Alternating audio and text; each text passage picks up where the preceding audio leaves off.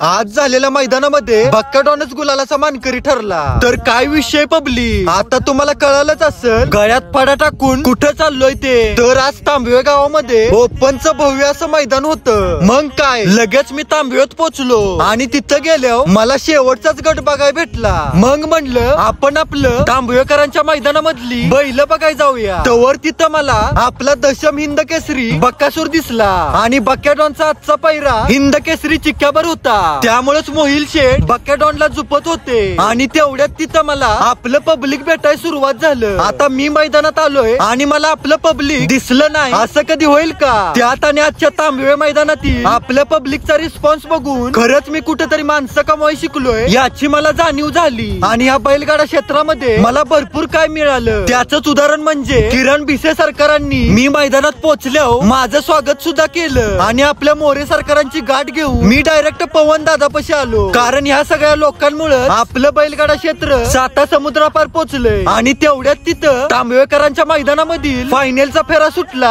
आणि सगळ्या बैलात काटाकीर अशी लढत पण झाली आणि शेवटी तांबवेकरांच्या मैदानामध्ये बक्काडॉनच गुलालाचा मानकरी ठरला। तर आपला व्हिडिओ आवडला असल्यास एक लाईक आणि फॉलो करा की राव, कारण तुमच्या एका फॉलो मुळे केलेल्या मेहनतीचं सोनं होतंय बघा।